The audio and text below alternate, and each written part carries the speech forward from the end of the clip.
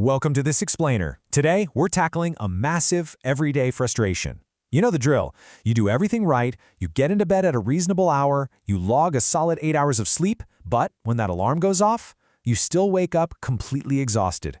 So, we're going to unpack the actual biological reasons why this keeps happening. Okay, let's dive right into it. Sleeping isn't fixing your energy, and here's why. We almost always assume that the sheer amount of time our eyes are closed equals restorative energy, right? Well, the science actually tells a totally different story. The crucial point here is the massive difference between sleep quantity and sleep quality. Honestly, logging 8 hours is practically empty calories if your sleep architecture is shallow and fragmented. Quantity is literally just the time you spend in bed. Quality, on the other hand, that means moving cleanly through uninterrupted, restorative physiological sleep cycles. If you don't have that quality, the time you spend in bed barely even matters. Section 1. The 8-hour illusion. Quality over quantity. So, what does good sleep actually look like?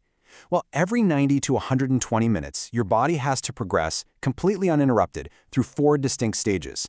You start in N1, light sleep. You drop into N2, where your heart rate slows down. Then you plunge into SWS. That's your deep, slow-wave sleep. Finally, you enter REM, where your brain is hyperactive, but your body is practically paralyzed. You absolutely need this full cycle to actually repair yourself. Now here's where it gets really interesting. Deep sleep, that critical slow-wave stage, only makes up about 10 to 20% of your entire night. That translates to roughly 90 minutes total. But don't let that tiny slice fool you. That 10 to 20% is the absolute powerhouse for your physical recovery and strengthening your immune system. And this high-quality deep sleep, it's not just rest. It is an intensely active state of biological housekeeping. Your body is busy maintaining cardiovascular health, consolidating your memories, and literally flushing out central nervous system waste via the glymphatic system. It's essentially a deep clean for your brain. Section 2. Sleep inertia, waking up disoriented. Okay, this brings us to a super critical concept, sleep inertia. Have you ever had your alarm jolt you awake while you're buried in deep sleep? You experience this impaired cognitive and sensory motor performance. Biologically speaking, high levels of adenosine are still bound to your brain receptors. That's just science speak for why you can't think straight and end up stumbling on your way to the coffee machine. So how long does this sleep hangover actually last? It typically takes a solid 15 to 30 minutes for blood flow to return to normal daytime levels in the front parts of your brain, the areas responsible for complex thought. That lack of immediate blood flow, that's exactly what causes that heavy, awful morning grogginess where you can barely formulate a thought, let alone start your day. Section 3. Social jet lag, hormonal misalignment. Now let's talk about a really fascinating phenomenon called social jet lag.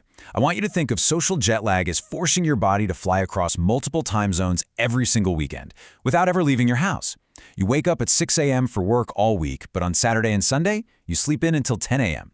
You're constantly yanking your biological clock back and forth just to meet societal demands. And the consequences of this ping-ponging are surprisingly severe. As the research points out, individuals with a social jet lag of over an hour are at a much higher risk of developing obesity and metabolic conditions. So yeah, this isn't just about feeling a little groggy on a Monday morning. Studies show the circadian misalignment leads to excessive daytime sleepiness and heavily influences our dietary behaviors and nutrient intake. Just look at the severe biological toll this takes on your hormones. When your schedule is jet-lagged, ghrelin, which is your hunger signal, spikes. Meanwhile, leptin, the hormone that actually tells your brain you're full, plummets. Throw in a spike in your stress hormone, cortisol, and you've literally created the perfect biological storm for metabolic dysfunction.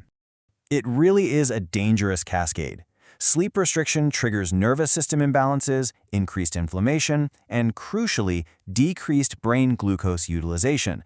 That means your brain literally becomes less efficient at using energy, which totally explains why you feel that persistent, heavy brain fog when you're tired. Section 4. Fixing your sleep. Optimize architecture. Okay, so how do we fix this? The solution lies in strict, evidence-based sleep hygiene to protect that delicate sleep architecture.